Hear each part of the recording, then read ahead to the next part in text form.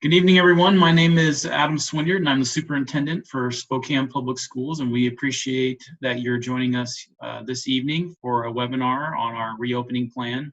This is the second of ongoing webinars we plan to hold for families throughout the summer months and into the fall.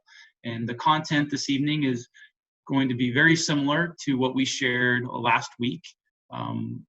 Providing an overview of our plan for in-person learning in the event our school buildings are able to open. So if you attended last week, you will hear similar content from us in presentation, and we will then try to focus as much time as we can answering the questions that you have this evening.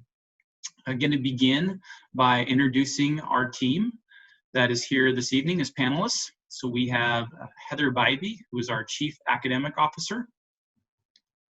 Dr. Oscar Harris, who is our Director for Family and Community Engagement. Becky Dowdy, who is our Director for Health Services. Dr. Mark Anderson, who is the Associate Superintendent for Facilities and Capital Projects. Becky Ramsey, who is our Director for Special Education. Sean Jordan, he is our Executive Director for Secondary Schools and oversees athletics in our district. We have Alex Evans, who is part of our communication team. And we have Rochelle Miller, who is our Executive Assistant. So we're going to begin this evening by sharing a short presentation and overview of our planning and to provide an update on the response to the COVID pandemic. So Dr. Anderson is going to lead us through some information, and I'll be participating in the overview as well. Dr. Anderson. You're on mute. Thank you. So good evening, everyone. We do have a very large task force working on the planning for reopening school. It's led by a steering committee made up of parents, staff, community members, Dr. Bob Lutz, our Chief Medical Officer for the Spokane County, and a number of other individuals. And the role that this committee is playing is to provide guidance and review recommendations from several subcommittees that we have working on all the various aspects of the plan, trying to get ready to provide that to our school board in August so that they can adopt the plan and submit it to the State Superintendent of Public Instruction's office, who approves the plan. So the subcommittees on the next slide shows you there's 9 subcommittees. We have about 150 teachers, support staff, parents. We have a student on our steering committee, administrators working on this. The subcommittees include safety and operations, the elementary educational model based on what the requirements are, a secondary education model committee, special education services that Becky is leading, Ramsey's leading that one, English language development services for our students who are learning our language, the full distance learning option, online option, a group is working on that, intervention services for students, technology, how to provide that for our students and families, and then finally, Mr. Jordan's here tonight to talk about athletics and activities. So the process is, on the next slide, it shows you that the subcommittees on the top are doing weekly work on coming up in their particular content area. They're submitting that and reporting out to the steering committee. Then at the same time, because this affects all of our employees on how we implement, we are having ongoing discussions to develop a memorandum of understanding with our education partners, the Spokane Education Association, based on all the work that the different committees are doing. Finally, leading to that last step, hopefully by August 12th, we will have a plan that the board would approve and submit to the State Superintendent's office. There are some requirements by the State Superintendent office and the Health Department that has guided our planning. The first is what you've heard is the 6-foot rule. This is where for health reasons, They are wanting students spaced out 6 feet apart in classrooms when they're sitting doing classroom work. That's an important piece for us in that how many student desks can we fit or tables into a classroom. Same thing for in the cafeterias. You have to be spaced out 6 feet, or wherever you eat needs to be 6 feet apart when you're sitting. The face mask requirement is, as you know, not only for schools, but for the entire population. The face mask requirement is, again, that students are going to be moving around in the building, and so are adults, and they will be closer than 6 feet when they're moving, not sitting. And so face mask is a requirement that be worn. We actually helped the Department of Health approve doing face shields for our instructional staff. If you can imagine a teacher trying at the primary grades to teach students with a face mask on, and the kids are dependent on watching how she forms the letters and makes the pronunciation. Same thing in a foreign language class at a high school. Doing that with a face mask on would not be effective instructionally. So we were able to convince the Department of Health to allow our instructional staff to wear the face shield when they're instructing 6 feet away from kids. When they're up and moving around the class, they're supposed to put their face mask on. Hand washing is another critical part of fighting this COVID-19 disease. So we have plans for lots of hand washing, disinfectant, those types of things. Screening students, attesting that they're not sick before they stay in school is another means that we're working on to cooperate with parents on how to do that. Looking at an app that's out there that parents could use to fill out and report to the office.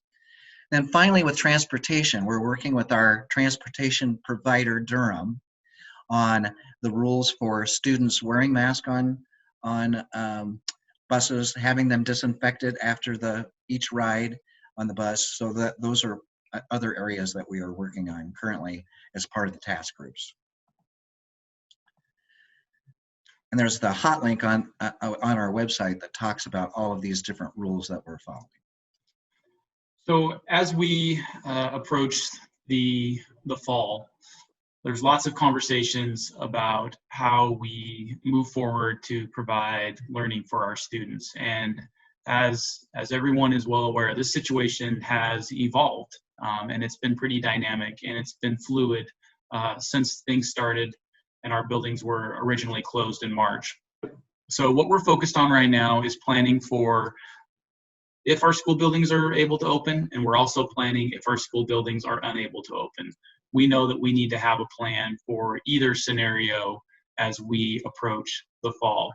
And it's very much in question when our school buildings are going to be safe to open, and we are following those conversations very closely.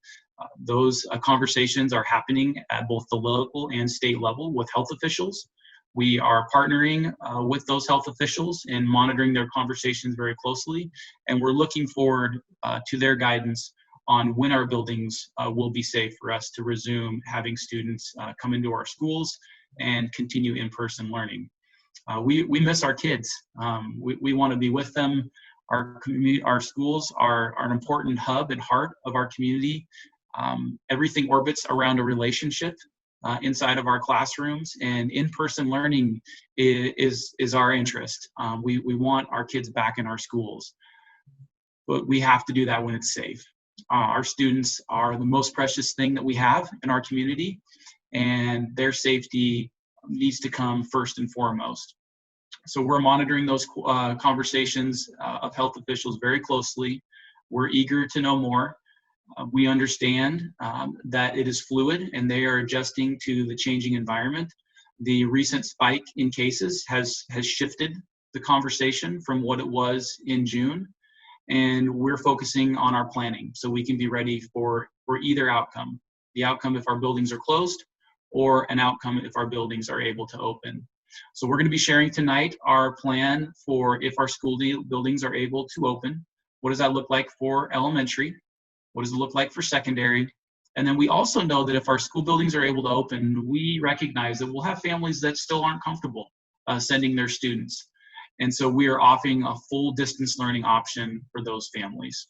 So that's really the focus of our planning is what it will look like in the fall, knowing that the when our buildings will open is very much in question. And we are just as eager, and we understand our staff and our families are very eager to have that question answered. And we look forward to that guidance from local and state health officials. So our goal for elementary, if our buildings are able to reopen, is, again, as I referenced, really working to maximize opportunities for in-person instruction based on the safety guidelines. So the key considerations that we are focused on is the requirement that has been laid out for us to have students 6 feet apart. And that guidance from the Office of the Superintendent of Public Instruction, which is the state entity that oversees schools in Washington, is that it's from one student's head to the other student's head is that 6-foot requirement. And so we've modeled that out of how to do that within the class and space that we have in our buildings. And that's anywhere from 20 to 21 students. Once we space out the desks, that's really the maximum number that we can get into a classroom and meet that safety requirement. At elementary, we're looking at alternating older grade levels on an alternating schedule. One of the things that we know at the elementary level is that our younger students, it's more difficult for them to engage in distance learning. And that was clear feedback from staff and from families in the fall, that distance learning and working independently and managing the digital tools, it's challenging for our younger students. From a developmental standpoint, there's lots of barriers. So we're thinking through that as a factor, and also that the impact of childcare is significant. So we are modeling out elementary where K-4 students would attend every day, meeting the safety guidelines, and that 5th and 6th grade would likely participate on an alternating schedule to lower the total number of students that are in the building at any one time, and recognizing that our older students are more able to engage in distance learning. So those are some of those key factors that we have processed through with our subcommittee in coming up with that recommendation. Students will likely will eat breakfast and lunch in rooms. One of the things that's going to be really important is for regular outdoor breaks. The setup of our classroom and the way in which we have students interact and collaborate will be impacted by maintaining that 6-foot distancing requirement. And so our intent is to have students outside as much as possible, both for outdoor learning opportunities as well as outdoor breaks. And in many classrooms, that could be as often as an hourly opportunity to go outside, move, get fresh air, and then come back into the classroom for additional instruction. And then again, a full distance learning option will be available at the elementary for students and families who are uncomfortable coming back into our building. That's the current plan for elementary students. We're still finalizing those details, working again closely with our health official partners to ensure that we can meet the safety requirements and provide as quality of a learning experience as we can for students. Next year is going to be different, and it's not going to be the typical school experience that we are accustomed to. And there's some grieving that is involved with that. It's hard and it's painful for both kids, family, and staff to know that a 4th grader isn't going to have the type of 4th grade experience that they would normally have. And we're going to do everything we can to provide them a great experience and make adjustments. And so our interest is to continue to provide them a holistic opportunity to engage in health and fitness, to engage in art, to, the safest way we can, be creative and provide opportunities for them to continue to engage in music. We're really, really intent on continuing to provide that opportunity for kids, but we know it's going to be an adjustment and it's going to look different. At the secondary level, our goal again is a value around in-person instruction if our buildings are determined safe to open.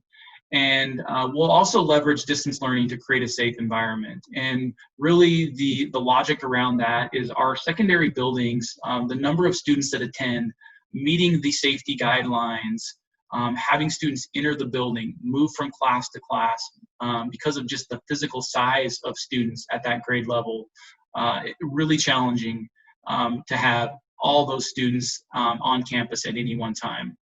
Lewis and Clark High School has approximately 1,800 students. That is logistically and feasibly insurmountable for us to meet the safety guidelines and just get them into the building and move them around the building. So as we have conferred with health officials and our subcommittee, that's led us to a plan that will have our middle and high school students attending on an alternating schedule, with students attending either 2 or 3 days a week. And then on days that they are not in our buildings, then they would engage in online learning. That will be facilitated by their classroom teacher. They'll come into school one day, they'll get feedback, they'll get direct instruction, they'll receive directions for what they should be doing during their virtual day. Then the next day they'll be at home participating in those activities, coming back to school the following day. Again, a consideration is that 6-foot requirement and ensuring that we're able to comply with that. We're still studying breakfast and lunch services, where to do that and how to do it safely. After school activities, if we're on an alternating schedule, our interest, and you'll hear more about extracurricular activities in a moment, but our interest would be to continue to provide those. And we're looking for solutions on how to provide transportation for students if it's their virtual online day, to have transportation to get them to school for an after school activity. So we're modeling and planning for that eventuality. And then again, we will have that full distance learning option for families that are uncomfortable coming into our school buildings. So elementary and secondary, this is our current plan for if our school buildings are able to open. And now, Becky. For special education services, our goal is to continue to provide that continuum of services that meet each student's individual needs as well as the needs of families. So inside what Dr. Swinner just shared about elementary and secondary, if we are able to return in person, your student would continue to receive special ed services from their providers. Some considerations, we're going to prioritize in-person services when it's safe to do so. We're going to provide distance learning to families who are opting to choose to enroll in the SPS distance learning option. So if you have a student who receives special ed services and would like to sign up for that, we will be able to provide special ed services remotely. And then of course, partner with families at the beginning of the year to determine what services are needed, both to address the impacts of COVID from missing school in the spring to right now. We're also looking at, should we end up in a distance learning only model, what that looks like for students with disabilities. We have the ability to still provide OT, PT, and SLP services, teletherapy, as well as a special ed teacher still meeting with students virtually. So those services should continue just in a different way.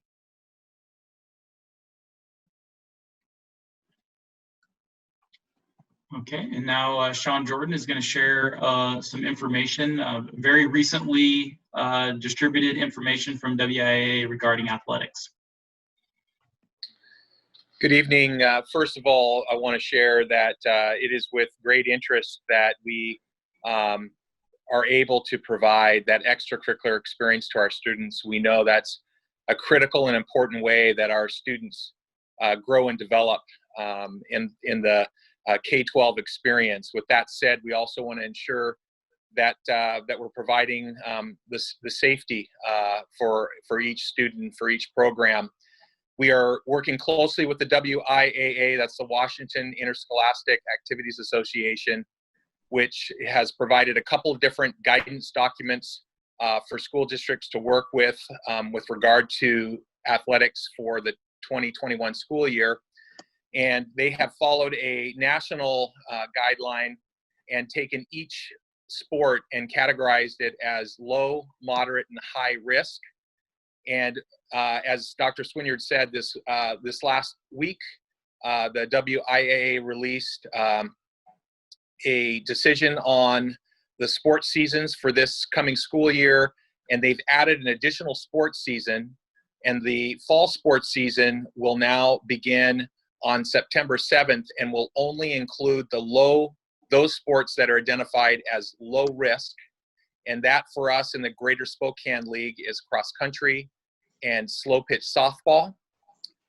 And they have then added a third season, which you can see on the screen, to include the additional fall sports, volleyball, girls soccer, and football.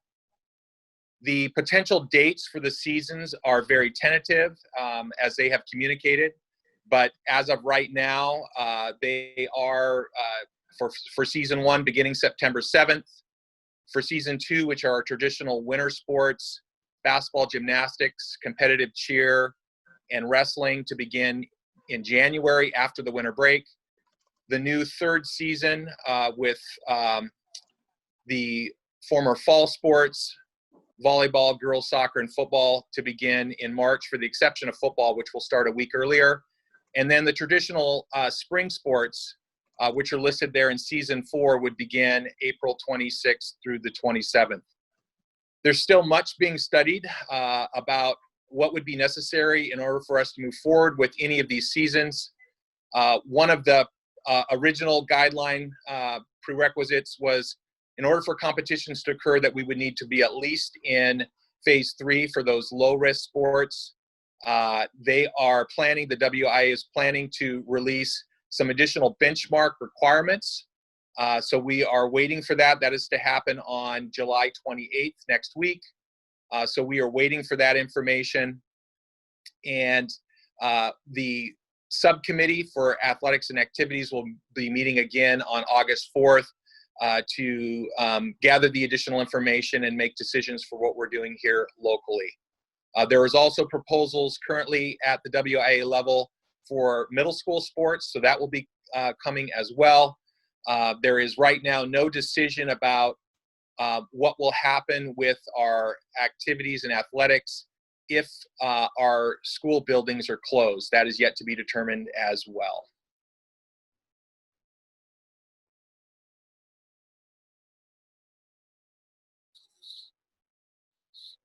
So our next steps will be to take comments and questions from you this evening. We're going to continue our task force work, continue our discussions with the Spokane Education Association as we develop an agreement with our education partners for the fall. Our school board will ultimately approve our agreement with SEA, and we're required by the Office of Superintendent of Public Instruction to submit our plan by the middle of August.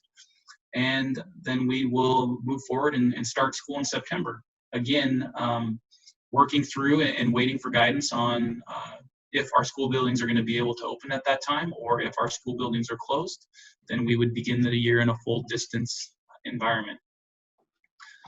We're going to move to the question and answer phase of this evening. We do have about 800 participants, so we will get to as many questions as we can. Again, this will be an ongoing webinar series that we'll offer throughout the summer months so that we can continue to provide updates and solicit questions and thoughts from our families. So Heather Bybee will serve as our moderator and ask questions of the panel. So Heather. All right, well, you kind of led in. I will definitely say the hot question out there is, are schools going to open face-to-face? And if so, when will that be determined one way or another? Yeah, so as I mentioned, it's still in question whether or not our buildings will be able to open. And as the conditions change and the increase in cases continues to rise, we know that our local and state health officials are in the process currently of evaluating the number of cases and working on developing what type of threshold and metrics might be used to determine when our building should be closed and when our building should be open. So we are eager to receive their guidance in the near future. When we'll ultimately have that answer, we don't know, but we're in frequent conversation with them, providing input and waiting eagerly for the health officials to make a decision related to the safety and health of our students so that we can then move forward in providing the best education possible. Okay, so this next question is for Becky Dowdy. what health screening are you recommending for students and staff? Like, what procedures are we putting in place should we have face-to-face instruction? So we've been working on this for a while. And what I think we're going to be doing is a hybrid model of checking students' temperatures and staff and asking screening questions prior to them coming to school. And so the hybrid model that we are looking at right now is using some parent attestation through an app that Dr. Anderson mentioned before, and screening at school at the door for those students who we didn't get that parent attestation from at home. So it'll be a hybrid model, particularly for the students. What we don't want is a bottleneck of students lined up at the door, particularly at the high school level with hundreds of students. So we're working on a way to get them into the building safely and efficiently. Okay. Becky Ramsey, there are a lot of questions about how IEPs will be serviced, especially if a student is in a rotation model. Yes. We are working on a plan where it was really the IEP team is going to be the one to drive the services for a student. So there'll be opportunities to, as IEP teams, to meet and look at how many minutes a student with an IEP needs. Okay. Let's see. Dr. Anderson, how will the models presented impact busing? Like, how is it okay that we can put kids on the bus but then distance them? There's lots of questions around transportation. So that is one of the guidance that the state superintendent's office. We can try to space students out on the bus, but they do not have to be 6 feet apart. They do have to wear masks while they're on the bus. And so if a student gets to a bus stop and doesn't bring their mask, then we are providing a disposable mask to our drivers for them to put that on. They're suggesting that during most of the season, except real cold winter, that the windows are kept open so that there's plenty of ventilation in the buses, and that the younger students sit more closely to the front of the bus. So with our rotating schedule for grades 5 through 12, that'll assist us in how many kids are on the bus at one time.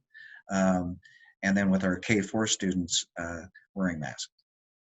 All right, Dr. Swinyard, lots of questions out there about the flexibility in changing your mind. So if I opt in, if schools are open face-to-face and I opt in, can I change my mind and go full distance or vice versa? So how long are you committed to the decision? Mm-hmm.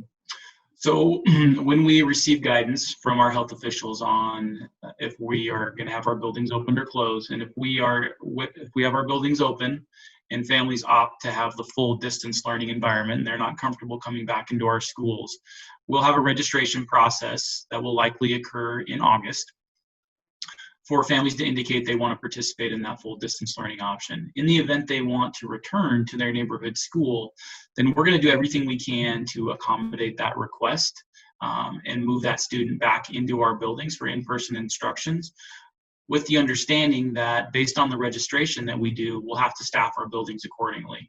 And we will work to provide space when we can, but in order for us to staff our buildings efficiently within our fixed budget resources that we have, it will be a challenge in some circumstances to accommodate the request immediately. So as students are making choices to move back into our school buildings, then we'll move them as quickly as we can, but there may be scenarios where families have to wait until there are enough students moving back into the school building that would allow us to shift a teacher from our full distance learning model back into our school building model. So it'll be dependent a little bit on the student, the grade level, and the circumstance. We'll do everything we can to have a student attend where they want to attend, but we also want to be very open that we might not be able to accommodate that request immediately, and it might be predicated on additional shifts of kids going back into the building. Okay, I'm trying to chunk a few of these together. Dr. Harris, if if we are full distance, there's a lot of questions in here about how we are partnering with childcare facilities or other community partners to support families who need to go to work.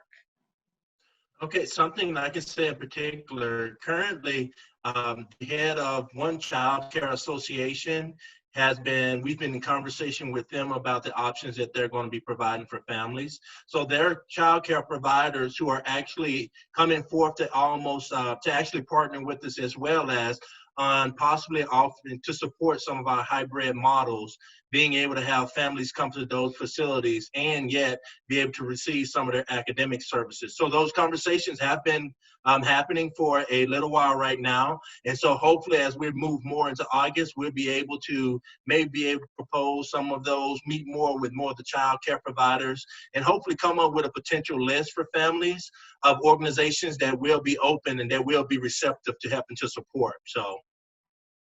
One of the great things about Spokane is the care and the kindness and the sense of community that we have. And we have been so appreciative of our community partners reaching out to us and expressing their interest to do everything they can to support our schools and our families. And childcare is a great example of that. So we have, as Dr. Harris mentioned, we've heard from a number of organizations that want to provide that support. We recognize that childcare is a significant issue in any type of rotating schedule or a full distance learning option. We understand that it's significant for our families, and we want to do everything we can to be a good partner and to help bring community options forward to support our families in that event. Again, it's one of the reasons that we have developed a model that includes K-4 attending every day if our buildings are open. We know that the child care for that grade span is significant. It doesn't mean that supervision of students in grades 5th and above isn't present, but we know that the impact is different. So we'll continue to have that conversation and continue to look to bring community partners to the table. All right, it's hard to choose. There's so many good questions coming through. I think probably the most popular one I'm seeing right now is, how will distance learning be different than what families experienced this spring? There's lots of questions around, will it be live? Will my student be able to ask questions? What can the day kind of hold? Yeah, so our staff shifted their practice overnight this spring and have spent a considerable amount of time building their skill set around digital tools. And one of the pieces of feedback that we heard very clearly from families from the spring closure is an interest for there to be more consistency, particularly in the digital tools that kids are using. We're really fortunate in our district that we were in the middle of a one-to-one technology adoption across our buildings. So we had been in the process of adding over 20,000 laptops into our schools. So we were fortunate to have both the technology, the infrastructure, the curriculum, and the platforms available. And what we've heard and what we're planning for right now is to have a model that brings consistency to that, so that our elementary and secondary students, for example, would be working with Microsoft Teams, and that would be their primary platform that they would be communicating, receiving assignments and activities, participating in live meetings. And we're working with our Spokane Education Association partners on exactly what that model will look like. What families can anticipate is more consistency, more routines, and something that resembles more of a school day schedule. And so that's something that we are still processing and working through. And we anticipate that families will have that information when we are able to finalize that process and finalize those plans. So Sean, this one's for you. We kind of got guidance from the WIA about high school sports, but there's questions out there about middle school and elementary, if they will have the opportunity to participate in sporting activities. You're muted. Thank you. Yeah. There's a proposal that is going to the exec board of the WIAA tomorrow for middle school that would mirror somewhat the high school plan, and also an option for intramurals at the very least, if we're back in our buildings, to provide students the opportunity for some kind of activity. At the elementary level, that is still in discussion about what we might be able to do with the elementary schedule, with elementary levels schools. So that's still in discussion at this time. Thanks. This one is for Becky and Dr. Anderson. Questions around if there's a confirmed case. So either a staff member or a student, what are we thinking the protocol will be for that school? Will they be shut down? Will we just do that room? So there's lots of questions around the impact of a positive case.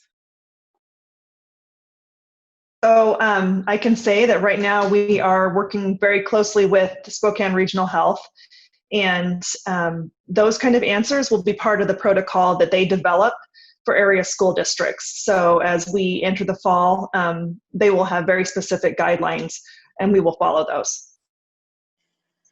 Thank you. Dr. Swinyard, I'm going to combine a whole lot of topics into one. There's lots of questions out there about the impacts on music in classes, class offerings like that, but also new tech and hands-on learning experiences. How will those look different in either model? Our goal, as we mentioned earlier, is to provide a holistic experience for our kids and provide them those core academic subjects, as well as all the other various experiences that our kids are accustomed to having, ranging from music to health and fitness to art, career and technical education. We know those are incredibly important to the future of our students, and our interest is to continue to provide those options. With that said, it's going to look different, and our staff have done an incredible job working together both within our district, across the region, and nation to come up with creative solutions to provide those experiences in a distance environment and an environment that requires social distancing for compliance to the safety requirements. So we will move forward with offering those experiences, but there will be aspects of it that we're not able to have kids participate in. As career and technical education is a good example. Many of those courses are highly reliant on hands-on collaborative teamwork experiences, and we will have to provide opportunities for those students to learn the concepts and to engage in practice opportunities to the best of our ability that meet those safety guidelines, but it will certainly be different than what we're accustomed to.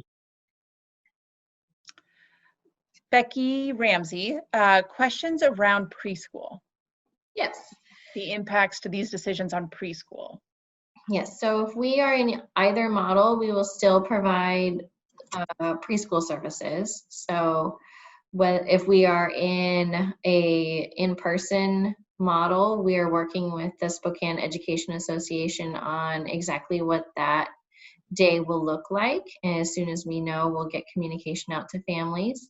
And if we're in a virtual format, we will provide virtual preschool services. Thank you. Dr. Anderson, I don't know how to word these is right. There's lots of questions about the air systems. So between masking and the air filtration, how do we know the air is safe and students will be okay? So we certainly are going to increase the airflow in our schools so that it's running a higher volume. That's one of the recommendations by the Department of Health. We have testing equipment too that tests the air. So we will be doing all of those things kind of under the guidance of the Department of Health to make sure our buildings are operating properly and providing enough ventilation for students and meeting that kind of air circulation need. Becky Dowdy, lots of questions about masks. And so kind of trying to summarize where they're at. Will they be required outside? Will they be required if they're more than 6 feet apart? Do they still need to wear a mask? And this part is kind of some of the teaching part. What happens if they don't? If you know, they're 6 and they can't keep a mask on? So. So masks, I'll touch on the mask wearing part. So the masks will be required at all times, particularly inside.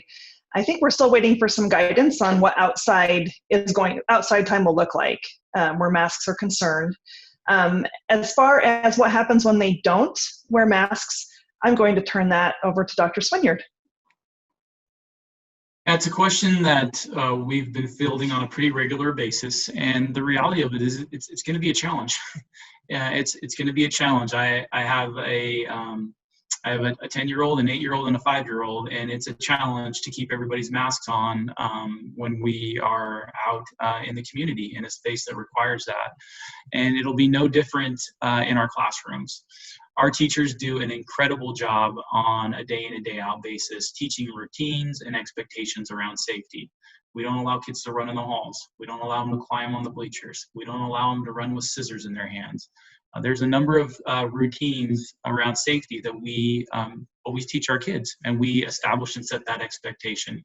Now, certainly this is a whole nother dynamic, and it will be challenging, but we will approach it in a similar manner where we will teach and model the expectation.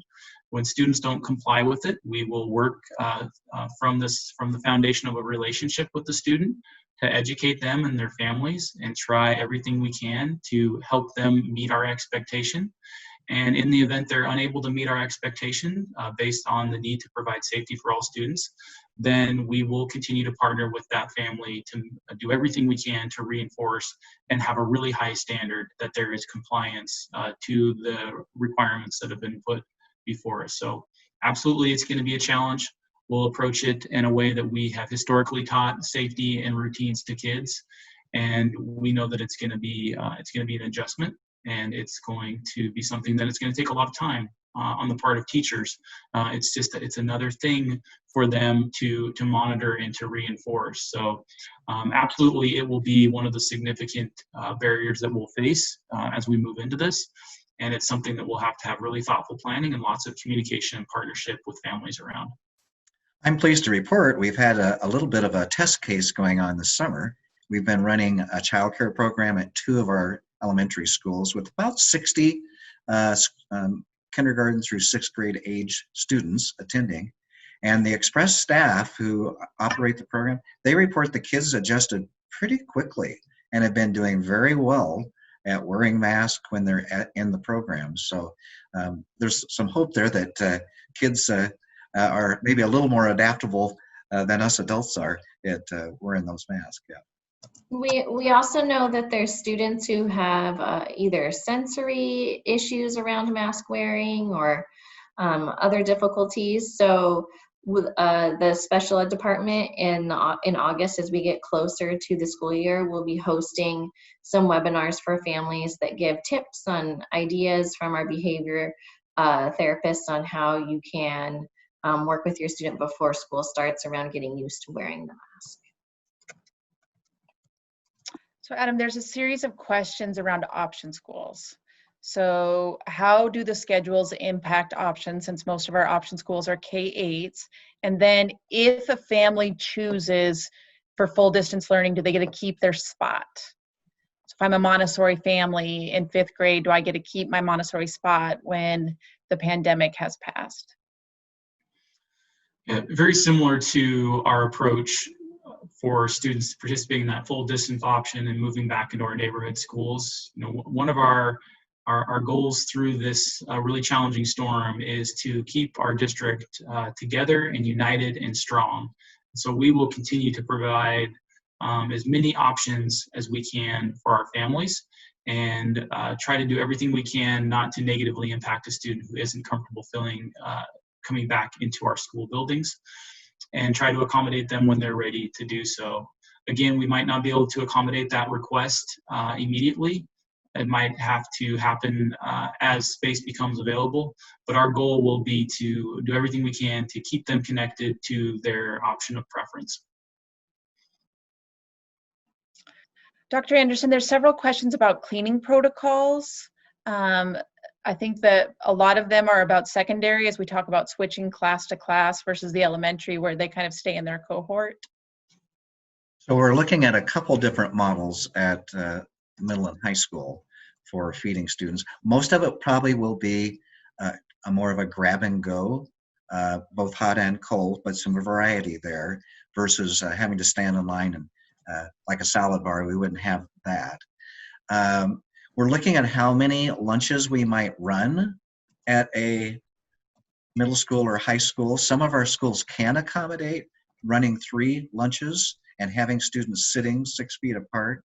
Other schools, just due to their physical capacity, can't. So we're looking at maybe in those schools, the students would go grab their lunch and go to their next period class to eat it, and again, 6 feet apart in the classrooms.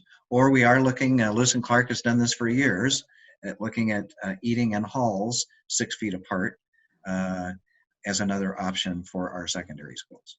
At elementary, still in the discussion stage, one model that we're looking at is to have the students go to recess first and have a longer recess at elementary lunch to give the teacher an opportunity to have their lunch, and then have students come back in, grab their lunch, and go sit in their classroom 6 feet apart, and their teacher would be back by then. And that would be a part of the school routine. Another option is to look at students having some of our new supervisors rotate between classrooms during the lunch period as well. So we're still in study on K through 12 there. Adam, this one's for you. How are families selected for the models in the sense of rotation? So do I get to choose which cycle I'm on? Will it match up to my students at multiple levels, multiple sites? Lots of things around how they'll know. Yeah, so our goal is to, first of all, we will try to keep siblings together to the greatest extent possible. So we don't have one sibling on the A schedule and one sibling on the B schedule. How we divide the students will be really based on the school and their master schedule, whether that is by alpha or by grade level. It will depend on what type of secondary school that it is. At the elementary level, it'll be based on grade. So we are still working through and modeling how to do that efficiently in a way that we can then schedule our buildings. But we will have a focus on working to ensure that siblings are on the same rotation.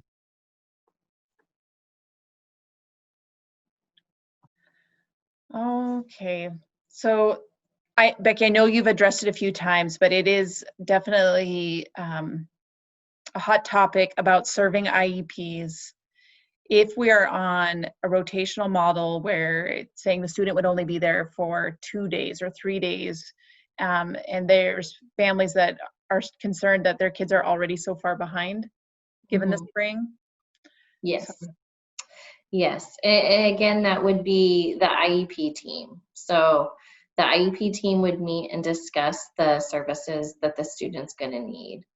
And given that many of our special education classrooms are already have few students, there could be the opportunity, if there's the space, to provide additional services based on the student's needs. So Adam, there's questions about when do parents have to make a decision? So as we are waiting for guidance from health officials for the opening of our buildings, when we have that information, we're able to make that planning decision. Then we will conduct a registration process for families that are not comfortable coming back into our buildings. That will likely occur in August. We don't know the exact timing of that. Unfortunately, we will all have to continue to exercise patience as we wait from that guidance. When it does come, we will roll out our plan for what school's going to look like, get that information so that families have an opportunity to review it and make the decision that is going to be best for their students. So a registration process will happen likely in August, in the middle of August, and then we'll move forward with staffing our buildings. So this question is for Nurse Becky. Lots of questions out there. As parents, we often think our kid is better, right? We send them to school and then they get there and they're sick, and like, this is just so sensitive right now. How how do we support the community as a whole to feel safe sending their kids to school, knowing we've all done it. We've all been there where we thought they were on the mend and then they weren't, or we thought it was the sniffles and then it turned into something. How do we help people kind of with that dynamic? If there are new recommendations we're telling families this year.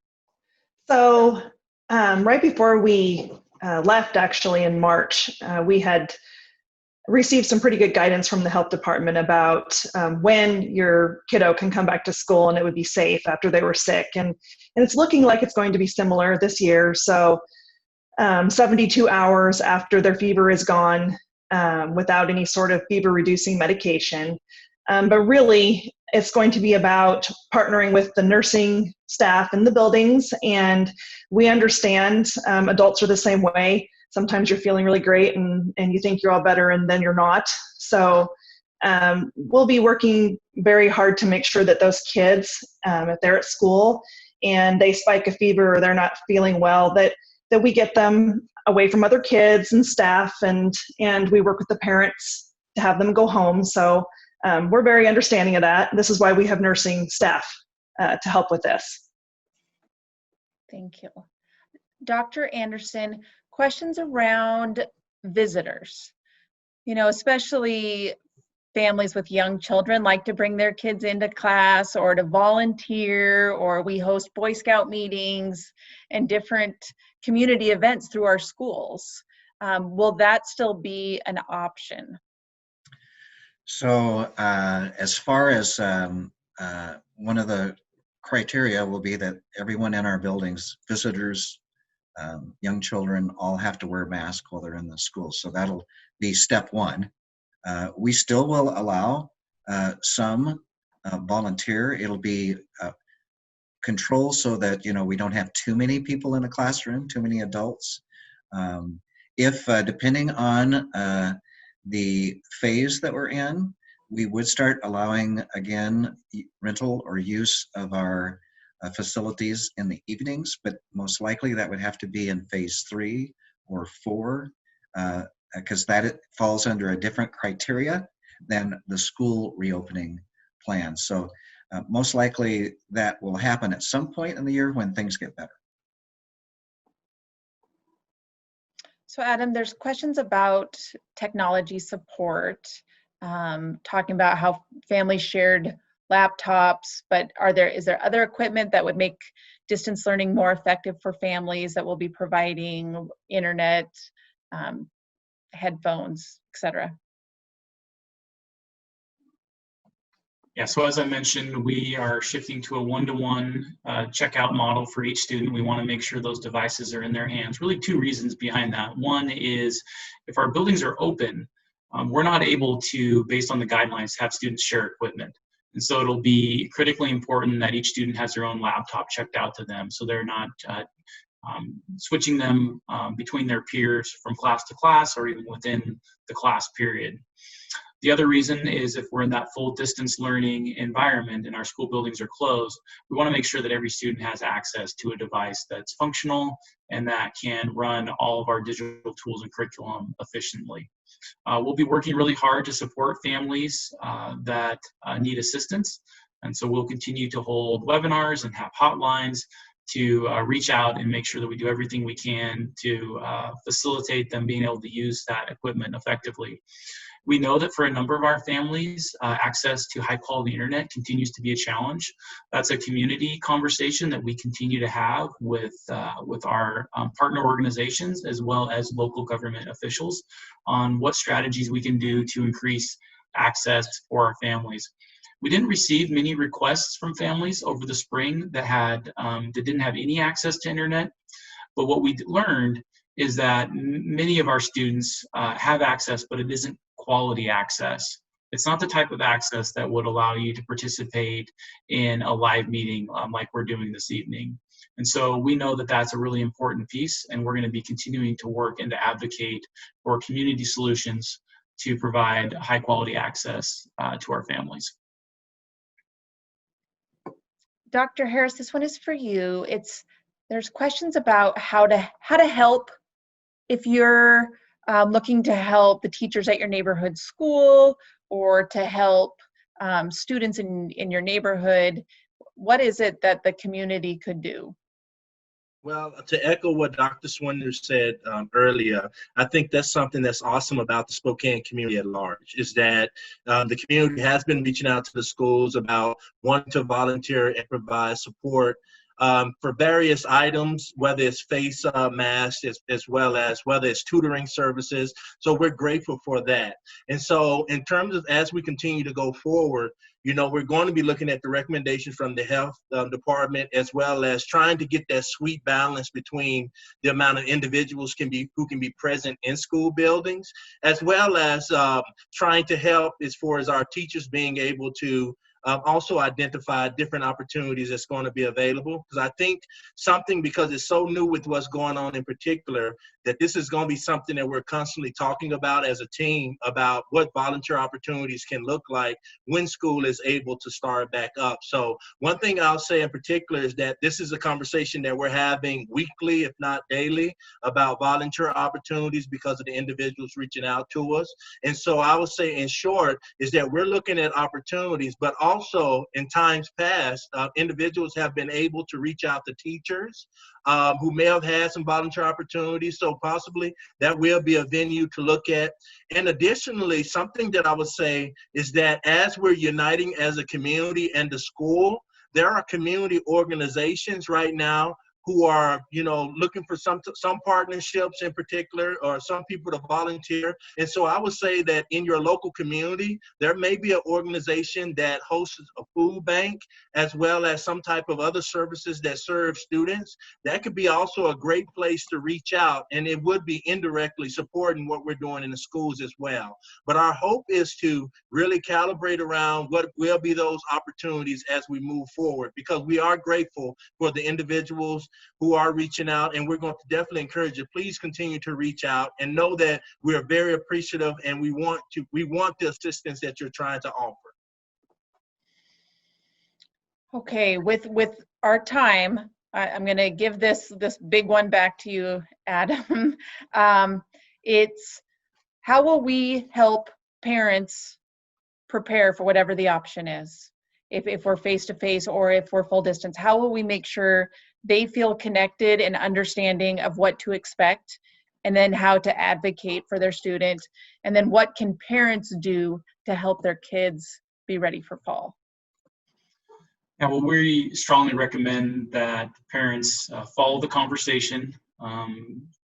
You can visit our website, and we have a page dedicated to our Safe Schools Reopening Task Force. You can read the minutes of the subcommittee meetings and the steering committee meetings to stay engaged in the conversation and to learn the context around the planning that's taking place. So we really encourage families to stay engaged over these summer days.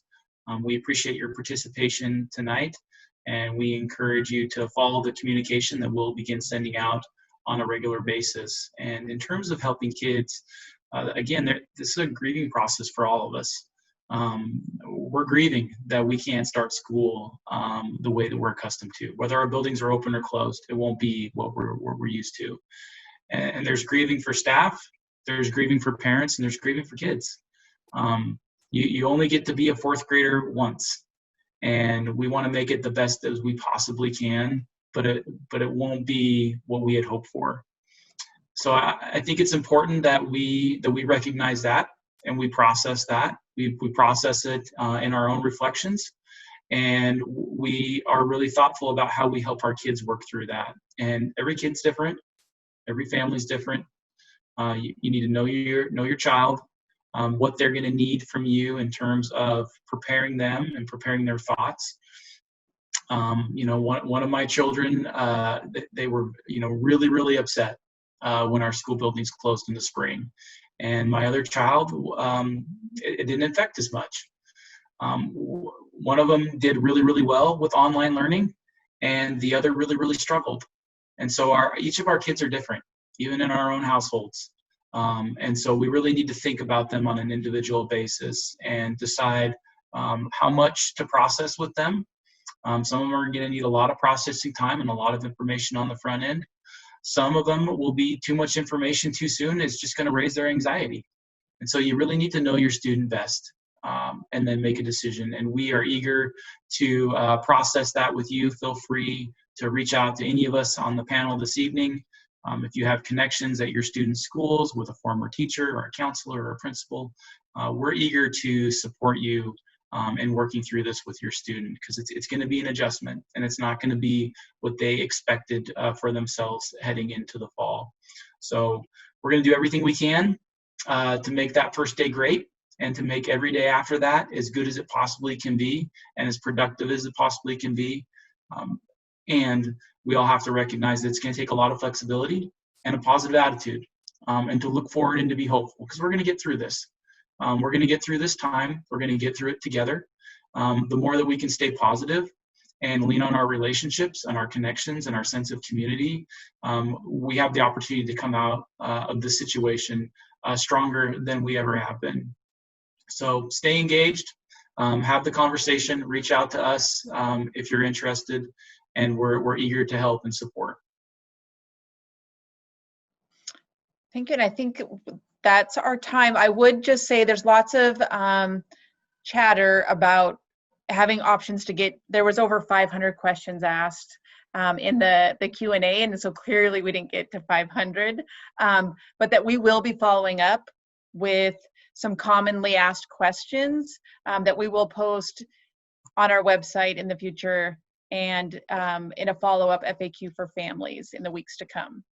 Yeah, we really appreciate all the questions. We apologize that we weren't able to get to all of them. We'll continue to have these webinars. As Heather mentioned, we'll do a frequently asked questions document on our website and really try to capture these themes, and we will continue to keep you updated. So thank you for your participation this evening. Thank you to our panelists for being here and answering questions. Please, again, don't hesitate to reach out to us in the meantime. Talk to you soon. Have a good evening, and everybody be well.